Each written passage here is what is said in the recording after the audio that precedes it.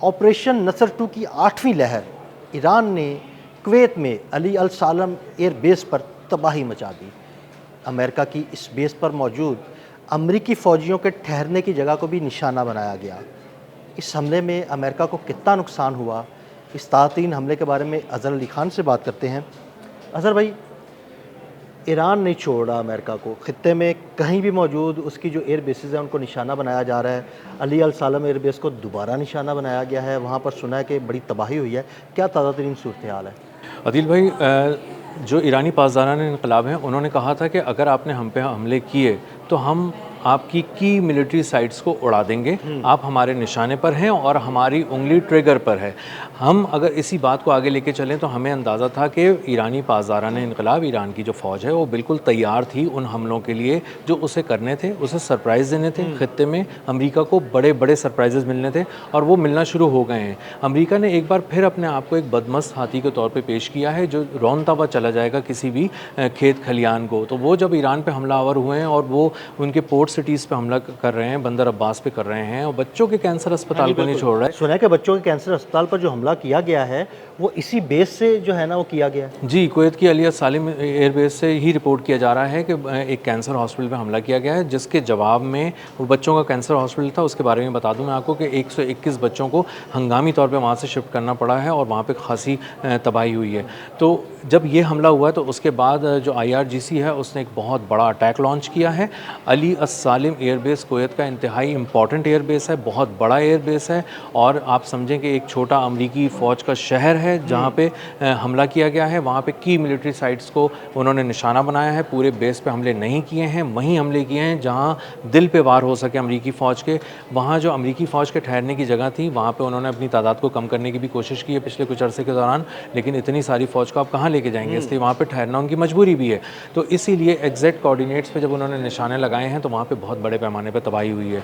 इसी के साथ साथ जहाँ पे भी हमले किए जा रहे हैं, जिन भी एयर बेसिस की साइट्स को निशाना बनाया जा रहा है, इंश्योर किया जा रहा है कि वहाँ पर जो फाइटर जेट्स खड़े होते हैं उनके हैंगर्स, उनके रैम्प को ख़ास तौर पे टारगेट किया जाए ताकि नुकसान बड़े पैमाने पर हो और वो उड़ने वाली मशीनें जिन्हें हम जंगी जहाज़ कहते हैं, लड़ाका तैयारे कहते हैं, उन्हें निशाना बनाया जाए ताकि ईरान पर जो हमले हैं वो कम से कम हो सकें और अमरीकी फ़ौज को किसी भी एयर बेस पे वो कॉन्फिडेंस ही ना हासिल हो सके जिसमें वो कह सकें कि 8 हमारी बेसेस तबाह हो गई, नवी बेस हमारी बिल्कुल ठीक है और वहाँ पे कोई ईरानी मिसाइल कोई बेस नहीं छोड़ रहे वो। कोई 8 अगर तबाह हो गई हैं या 10 हो गई हैं या 11 हो गई हैं, तमाम एयर बेसिस पर हमले किए जा रहे हैं। कोई ऐसी एयर बेस नहीं छोड़ी जा रही जहां से ईरान पर हमला किया जा सके। बिल्कुल ऐसा ही है और उन हमलों की शिद्दत का अंदाज़ा आप इससे लगाएं कि अमेरिका जो इसको मानता ही नहीं है कि उसका कोई नुकसान हुआ है, वो कह रहा है कि हमारी मशरिक़ वस्ता में जो एयर बेसेस हैं उनमें जो तबाही फैली है वो अगर हम दोबारा ठीक करने जाएंगे तो $2 अरब लगेंगे।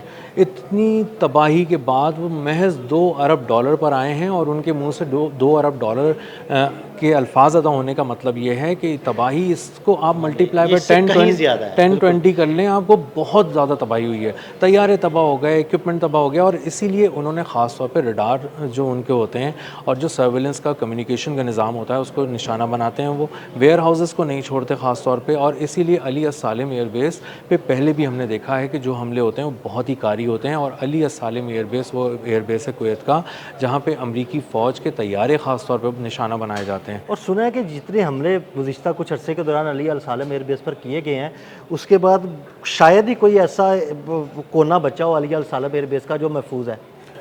जो ईरानी पासदारान इनकलाब हैं वो ये कह रहे हैं कि हम अगर अब तुम मज़ीद हमले करोगे तो जो तुम्हारा जो बचा कुचा इंफ्रास्ट्रक्चर, इक्विपमेंट और ये सारी चीज़ें ना जंगी सलाहियत की, ये भी हम तबाह कर देंगे। तो अब लफ्ज़ इस्तेमाल हो रहा है बचा कुचा। इसका मतलब ये है कि वो ऑलरेडी इतने गहरे ज़ख्म लगा चुके हैं कि जिन जो मुंदमिल नहीं हो सकते, उनसे खून रिसता ही रहेगा अमेरिका का, पैसों में भी खून रिसेगा, साख का भी खून रिसेगा और इसी के साथ साथ उनकी जो अस्करी ताकत है वो भी, उसमें से भी खून रिस रहा है। तो उनको अंदाज़ा हो गया है कि वो ईरान से मार खा रहे हैं, बहुत ही प्रिसाइज़ किस्म की मार खा रहे हैं, निशाने पे ताक ताक की चीज़ें आके लग रही हैं और उनकी हर दफ़ा एक नई चीज़ को निशाना बनाया और सुनने में ये है कि जो इतलात आई हैं कि ये बैलिस्टिक मिसाइलों और ड्रोन से निशाना बनाया गया, यानी एक स्वाम अटैक की सूरत पे हमला किया गया है। बिल्कुल ऐसा ही है। उनके जो ड्रोन अटैक्स किए गए हैं वो वहीं पे किए गए हैं जहाँ करने थे, और जहाँ बड़े पैमाने पे ड्रोन से भी ज़्यादा तबाही फैलानी थी वहाँ खैबर शिकन बैलिस्टिक मिसाइल का उन्होंने इस्तेमाल किया है। और बैलिस्टिक मिसाइल की ख़ास बात ये है कि उसको अमेरिका इंटरसेप्ट कर सकता था लेकिन नहीं कर सका।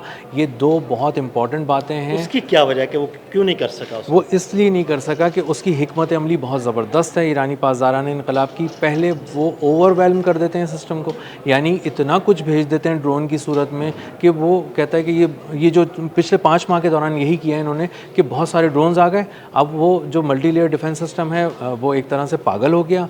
वो अंधाधुंध बेदरेग इस्तेमाल करने लगा इंटरसेप्टर्स का, मिसाइल्स का, उनको तबाह करने लगा। और 15-15 मिलियन डॉलर के मिसाइल से 20-20, 30-30 हज़ार डॉलर के ड्रोन्स को निशाना बना रहे हैं। जब ये सब करके वो फारिग होकर थक के बैठता है तो वहाँ से बैलिस्टिक मिसाइल आ जाते हैं और वो सैटेलाइट के ज़रिए हासिल किए गए जो कोऑर्डिनेट्स हैं एग्जैक्टली उनको उन पे आके लगते हैं और पेनिट्रेट करते चले वैसे कमाल बात है, ईरान को चाइना और रशिया ने ऐसे ज़बरदस्त कोऑर्डिनेट्स दिए हैं कि ईरान ताक ताक कर निशाने लगा रहा है और अमेरिका की जुर्रत नहीं हो रही उन हमलों को रोक पाए। बिल्कुल ऐसा ही है। ये 5वां महीना है, 5वें महीने में भी सरप्राइज़ मिल रहा है, सुपर पावर जैसे मुल्क को मिल रहा है। भाई ये स्वाम अटैक तो पहले ही महीने हमने ये सारी चीज़ें रिपोर्ट की थी, बैलिस्टिक मिसाइल भी किए थे। 4 माह में अब तक उनके पास कोई हिकमत अमली नहीं है डोनाल्ड ट्रंप के पास कि वो अपना हुर्मुज़ कैसे खुलवाएंगे, ईरान को कैसे तबाह करेंगे, रिजीम चेंज कैसे करेंगे, किस तरह ईरानी पासदारान इनकलाब को हराएंगे। कल तक वो कह रहे थे कि इनमें कुछ भी नहीं है, इनकी फ़ौज तबाह हो चुकी है, सब खत्म हो चुका। तो भाई जो अगर तबाह हो चुकी है तो फिर आपने हुर्मुज़ से गुजर के दिखाओ। क्यों नहीं गुजर पा रहे? अपना बहरी बेड़ा उसके करीब लेके तो आओ। नहीं ला सकते, हिम्मत ही नहीं हो रही। और ख़ास तौर पे उनकी पोर्ट सिटीज़ को निशाना बनाओ इस हद तक कि वो इतने तबाह हो जाएं कि आपना हुर्मुज़ से उनका कंट्रोल ख़त्म हो जाए।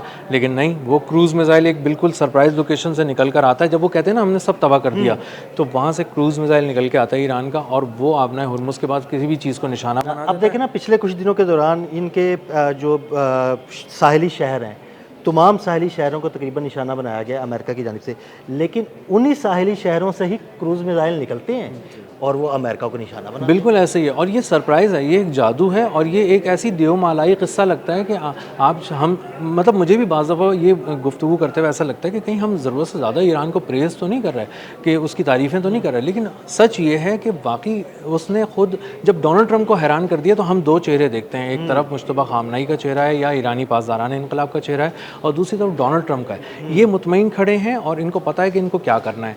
ये जो है इंतहाई ताकतवर होने के बावजूद इनके पास कोई ऐसी हिकमत अमली नहीं है जिसके ज़रिए ये तोड़ सकें ईरान को।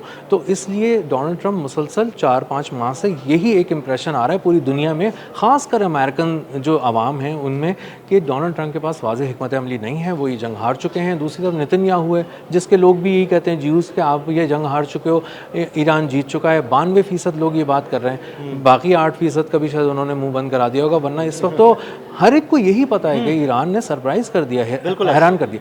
अच्छा, दूसरी बात ये कि बका की जंग लड़के दिखाई है उसने। ईरान ने अपने आप को सलामत रख के बहुत बड़ा एक मार्का जो है वो सरअंजाम दिया है और उसके बाद जब वो अमेरिका को मार रहा है तो ये दूसरा बड़ा काम कर रहा है। और अमेरिका का मामला ये कि 5वें माह भी वो अली अस्सालिम एयरबेस जैसी जगह को कहीं से भी सिक्योर नहीं कर पा रहा। वो अपने उन चीज़ों को जो उसको बचाने के लिए एयरबेस के लिए लगी हैं सबसे पहले वो तबाह होती हैं। तो आप सोचें, ये तो मुंह पे जन्नाटेदार थप्पड़ है ना, ये तो बारूदी थप्पड़ इसे कह सकते हैं आप, कि वो सबसे पहले वो तबाह करते हैं जो रोकने के लिए लगाया गया, उसके बाद कहते हैं आओ फिर तो दावत आम है, खुलिए, धड़ाधड़ मार धाड़ शुरू हो जाती है और सब चीज़ें तबाह हो जाती हैं। तो आज भी डोनाल्ड ट्रंप खड़े, उनके हाथ में कुछ नहीं है, उनकी फ़ौज के पास कोई हिकमत अमली नहीं है और वो सिर्फ धमकियां दे रहे हैं, बड़ी बड़ी धमकियां देते हैं। वो ऑयल मार्केट हिला के रखते हैं और लोगों को परेशान करके रखते हैं, लेकिन समझ में खुद अमेरिका के भी नहीं आ रहा कि इस जंग को कैसे या तो जीतना है या इससे बाहर निकलना है। आज भी 5वें महीने वही सूरत हाल है। बहुत शुक्रिया अज़हर भाई। अज़हर भाई ने बड़ी तफसील के साथ इस सारे मामले पर रोशनी डाली। मज़ीद अपडेट्स के लिए